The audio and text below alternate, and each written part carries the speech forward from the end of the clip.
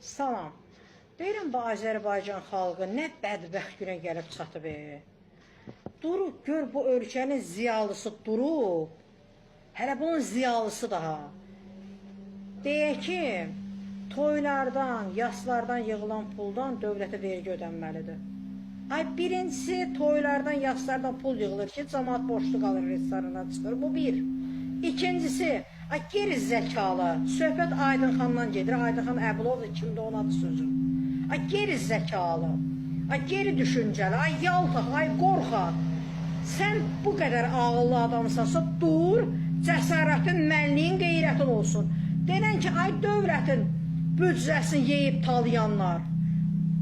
Gündə bir dənə 3 milyonluq, 5 milyonluq, hətta 20 milyonluq obyektlər tikənlər, evlər tikənlər. Bakının küçələrində 500, 1 milyon manata maşın sürənlər. Dövlətin büdcəsini yeyib talayırsınız. Və yaxud bu qədər dövlət məmurları var. Kəmaləddin Heydərov kimi 1000 dənə obyektləri olanlar var. Onlara niyə demirsən ki, apar dövlətə vergi ödəyirsənmə? Niyə vergilərin nazirliğinə müraciət eləmirsən ki, araşdırma aparsınlar görüm. Bakının küçələrində 500 minə maşın sürənlər dövlətə vergi ödəyirmə? Nə qədər gerizəkalı adamlarsınız. Hələ bu ölkənin efirləri deyil, efir rəhbərləri də sən ağıldadır. Sənin kimi bir ziyalını ziyalı deyib, ekspert kimi efirə çıxardan veriliş aparan aparıcıların da, efir sahiblərinin də ağlı sənin ağlın qədərdir. Gör bu ölkədə nə qədər gerizəkalı bir günə. Ay Allah, bu ölkənin ziyalısının ağlı budursa, düşüncəsi budursa, mən qeyrisinə nə deyim?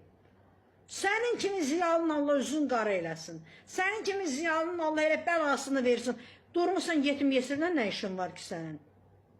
Sən dur get nazirlərdən danış, sən millət vəkillərindən danış.